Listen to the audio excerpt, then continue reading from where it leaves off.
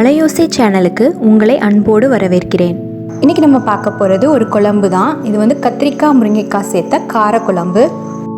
இந்த குழம்புல என்ன ஸ்பெஷல் அப்படின்னா, நம்ம ஃப்ரெஷ்ஷாக மசாலா வந்து வறுத்து அரைச்சி சேர்க்க போகிறோம். இப்போ வாங்க வீடியோக்குள்ளே போய் எப்படி பண்ணலாங்கிறத பார்க்கலாம்.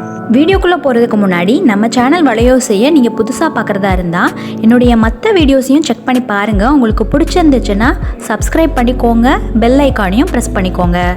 ஃபஸ்ட்டு ஒரு பேன் வச்சுக்கோங்க. அதில் 1 ஸ்பூன் ஆயில் ஆட் பண்ணிக்கோங்க. ஆயில் நல்லா ஹீட் ஆனதுக்கப்புறமா உங்கள் காரத்துக்கு எவ்வளோ வேணுமோ அவ்வளோக்கு மிளகாய் வத்தல் சேர்த்துக்கோங்க. மிளகாய் வத்தல் நல்லா ஃப்ரை ஆனதுக்கப்புறமா ஒரு 10லேருந்து 15 பல் பூண்டும் ஒரு 10 சின்ன வெங்காயமும் சேர்த்துக்கோங்க.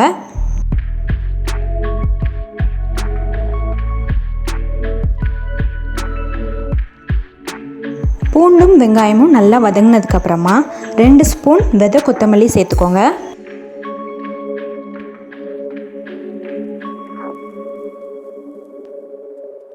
இது கூடவே ஒரு 4 ஸ்பூன் தேங்காய் சேர்த்து நல்லா ஃப்ரை பண்ணிக்கோங்க.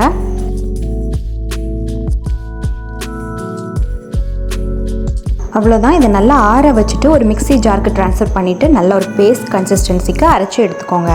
குழம்புக்கான மசாலா ரெடியாக இருக்குது. இப்போ நம்ம குழம்பு பண்ண ஸ்டார்ட் பண்ணிடலாம். ஒரு பேன் வச்சுக்கோங்க. நான் இன்றைக்கி மண் சட்டியில் பண்ணுறேன். அதில் 2 ஸ்பூன் ஆயில் ஆட் பண்ணிக்கோங்க. ஆயில் நல்லா ஹீட் ஆனதுக்கப்புறமா வெந்தயம் சேர்த்துக்கோங்க. கடுகு உளுந்த பருப்பு சேர்த்துக்கோங்க. கடுகு உளுந்த பருப்பு நல்லா வெடிச்சதுக்கப்புறமா கருவேப்பிலை சேர்த்துக்கோங்க. 1 ஸ்பூன் சீரகம் சேர்த்துக்கோங்க. 10-12 சின்ன வெங்காயத்தை நல்லா கட் பண்ணி எடுத்து வச்சுருந்தேன். இப்போ அதையும் சேர்த்து நல்லா வதக்கிக்கிறேன். வெங்காயம் நல்லா வதங்கினதுக்கப்புறமா நாங்கள் கத்திரிக்காவும் முருங்கைக்காவும் கட் பண்ணி தண்ணியில் போட்டு வச்சுருக்கேன் கருக்காமல் இருக்கிறதுக்கு. இப்போது இதை நம்ம வெங்காயத்தோடு சேர்த்து அதையும் நல்லா ஃப்ரை பண்ணிக்கலாம்.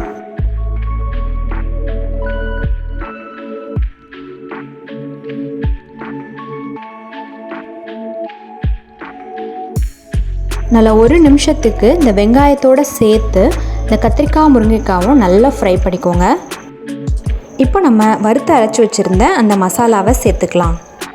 இந்த மசாலாவையும் சேர்த்து நல்லா வதக்கிக்கோங்க.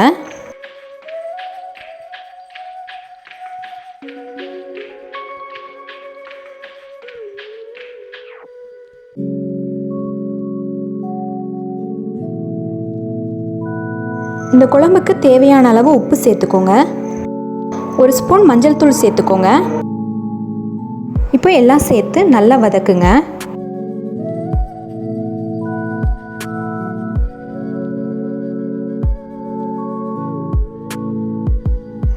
இந்த ஸ்டேஜில் நம்ம கரைச்சி வச்சிருக்கிற புளித்தண்ணியை சேர்த்துக்கலாம். உங்களுக்கு தேவையான அளவுக்கு கன்சிஸ்டன்சி அட்ஜஸ்ட் பண்ணிக்கோங்க. தண்ணி வேணும்னா சேர்த்துக்கலாம். இந்த புளித்தண்ணியோடைய பச்சை வாசனை போகிற அளவுக்கு நல்லா கொதிக்க விட்டுருங்க. கத்திரிக்காய் முருங்கைக்காவும் நல்லா வெந்து வரட்டும்.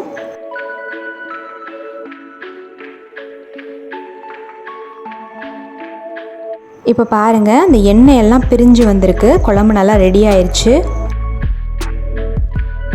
அவ்வளோதான். ரொம்பவே டேஸ்டியான சிம்பிளான கத்திரிக்காய் முருங்கைக்காய் காரக்குழம்பு ரெடி.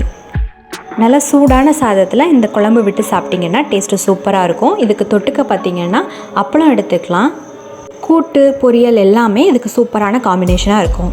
நீங்களும் இதே மாதிரி காரக்குழம்பு ட்ரை பண்ணி பார்த்துட்டு எப்படி இருந்ததுங்கிற உங்கள் கமெண்ட்ஸை கமெண்ட் பாக்ஸில் தெரியப்படுத்துங்க. இந்த வீடியோ உங்களுக்கு பிடிச்சிருந்துச்சுன்னா லைக் பண்ணிடுங்க. உங்கள் ஃப்ரெண்ட்ஸ் அண்ட் ஃபேமிலிக்கும் ஷேர் பண்ணிடுங்க.